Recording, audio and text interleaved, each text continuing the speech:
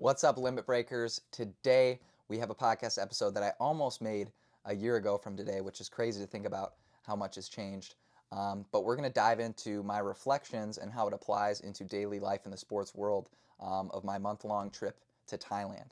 And it's extremely crucial that we take an open perspective and crave more perspectives in terms of our learning to better ourselves in the sports world, right? If you're doing everything everyone else does, that doesn't separate you in terms of growing at a faster rate than everyone else, right? And again, we're not trying to compare ourselves to others, but if you just submit and passively do what everyone else is doing, you're not going to become that person, that small voice in your head that's always urging you to be more, to do more.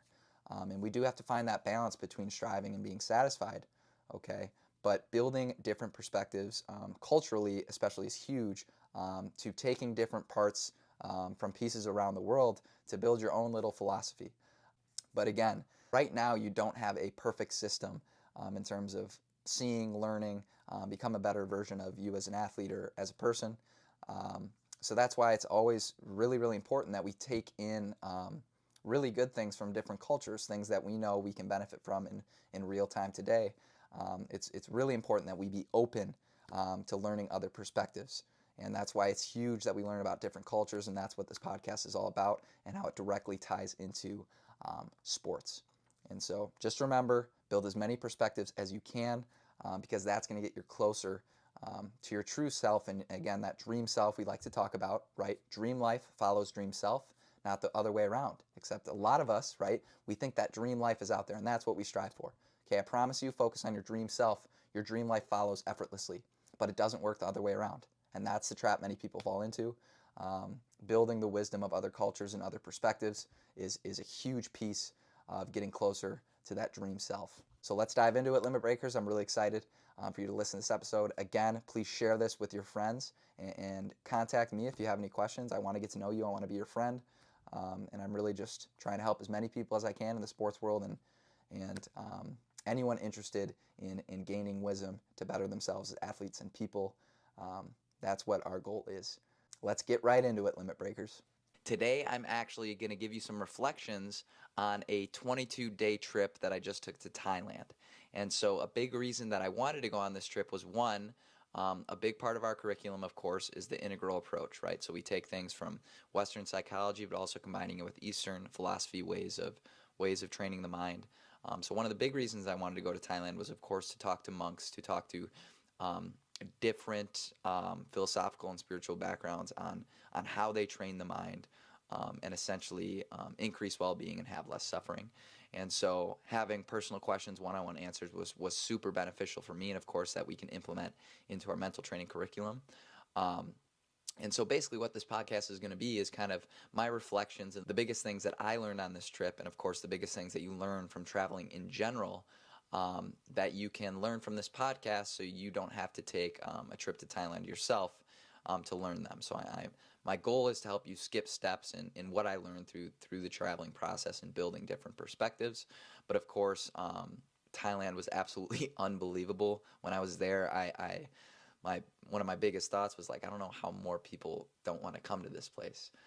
So if you are into traveling, Thailand should be number one on your list because that was the most beautiful place I've ever been, the most comforting and highest states of happiness that I would say that I've ever been as well. And so we're going to get into all of that. But the first big thing that Thailand taught me, of course, was perspective. So obviously going all the way around the world, so it's completely flipped the times there. So right now, I'm recording this and it's 3 p.m. and so that means it's 3 a.m. in Thailand. So it's the complete opposite side of the world. And so what this means, of course, is that we're going to have people that live completely different lives than us. Okay, and just simply seeing this and knowing this puts a lot of the stuff we get worked up about in our daily lives and realize how much it doesn't matter at all. And for simple examples like the way we view the world or what we think is true, what we think is not true, or what we believe in. There's people that have no idea even your concept or your idea of how the world works. They have a completely different worldview. And just knowing that people have a completely different worldview gives a lot less of certainty with ours, and which is what we want. We don't want to become attached to the way we view the world or what we think is right and wrong, because of course this is going to hinder our growth. So growth is essentially how fast you can admit error. Let me repeat that. Growth is essentially how fast you can admit error. So it's proving our previous self wrong. So if we hold on to previous forms of thought or ways of thinking or what we think works, that's going to stun our growth, right? And so that's part of our curriculum that we've talked about so many times in this podcast. Ignorance is a big, big deal, and ignorance hinders our growth because we get attached to what we think is right and wrong. And so building these perspectives is building our worldview because it's breaking down all those views of the world that we think are right. And so, again, I'd like to reiterate, truth is like the North Star, okay? There's two ways that you can truly find what truth is, and that's one, you die, right?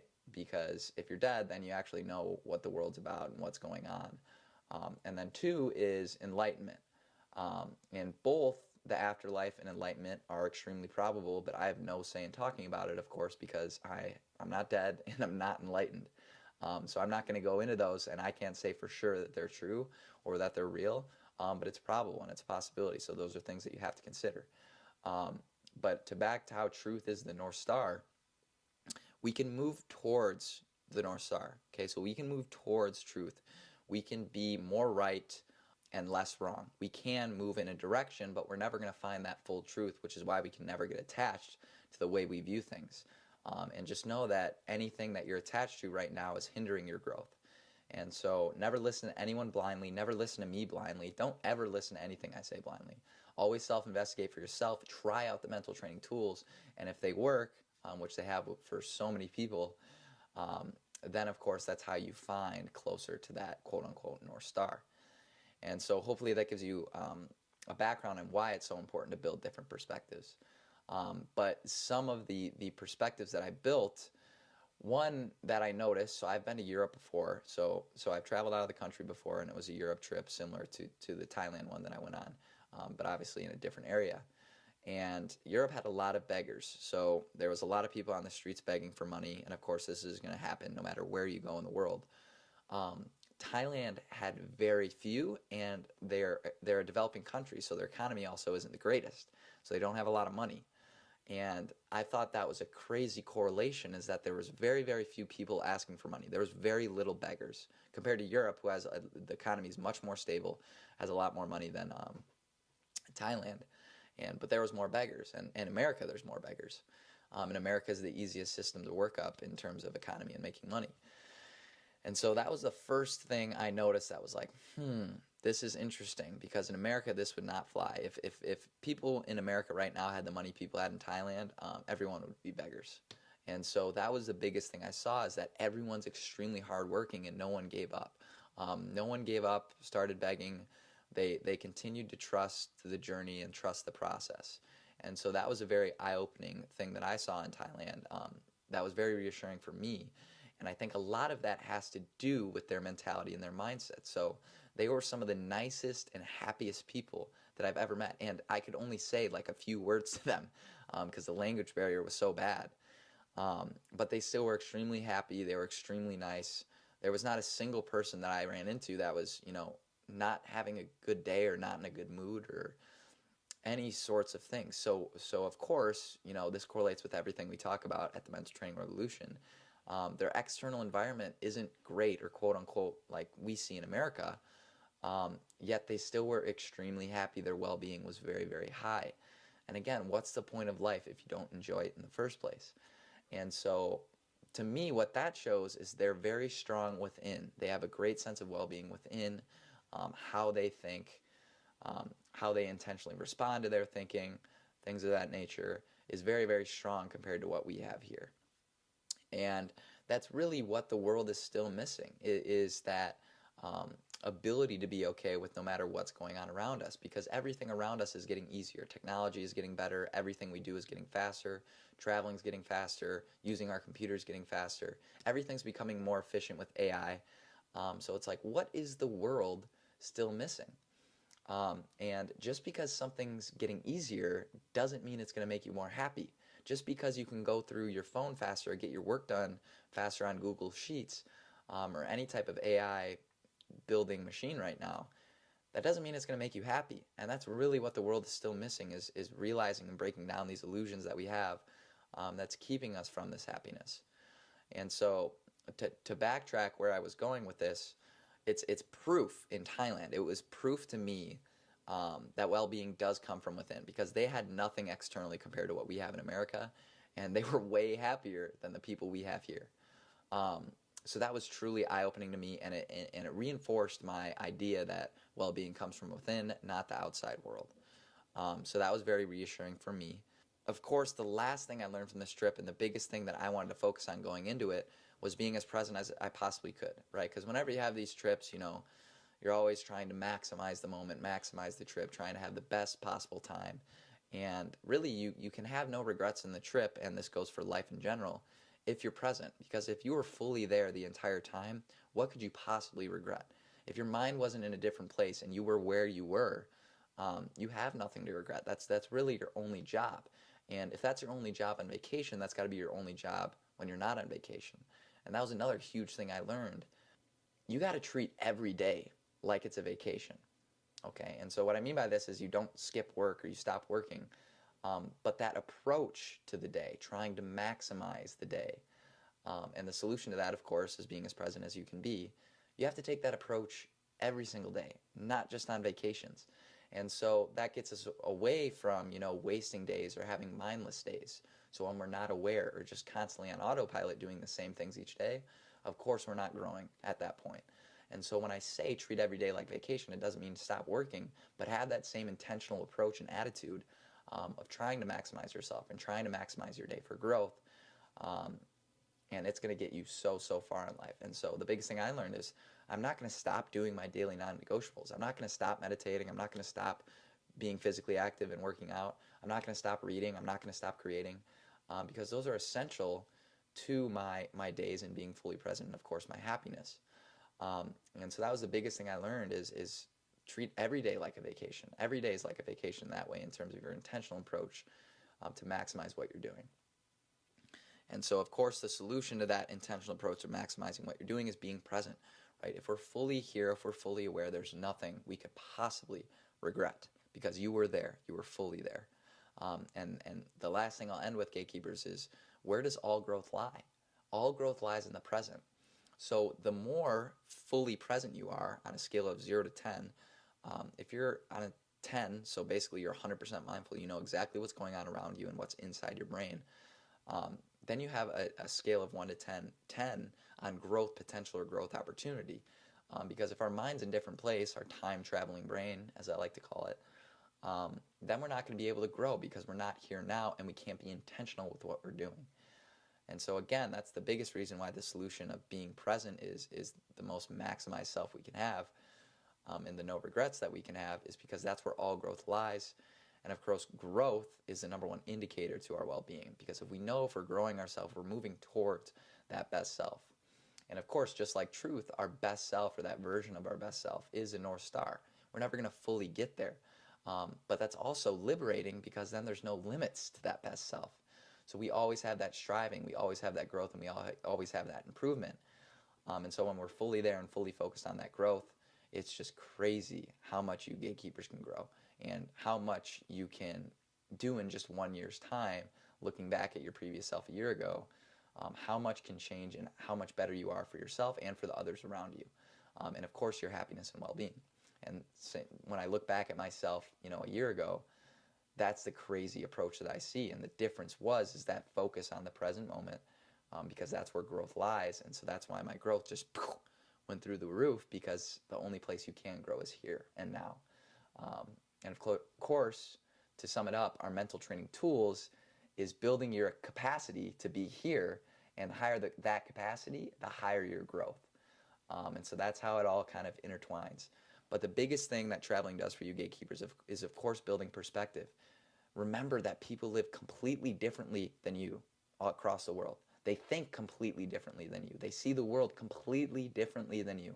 So don't be attached to your worldviews. Don't be attached to your beliefs, because that hinders your growth. You're not willing to admit that you're possibly wrong, or that there's other ways to think about the world. And so, of course, you got number one, perspective, okay? And number two is that Thailand didn't have a lot of beggars. No one gave up, and their external environment was not the greatest like we have in America. Yet America has less happy people. So again, that reinforced my concept of that freedom and well-being comes from within, not the external environment. And then, of course, what I talked about, being present is where all growth lies, so you have no regrets, and you want to treat every day like a vacation in terms of that intentional approach. Let's maximize my time here. That's the type of intentional approach you want to have on every day. So when I say every day is a vacation, that doesn't mean you stop working. That's not what I tried to use, but hopefully that analogy made sense.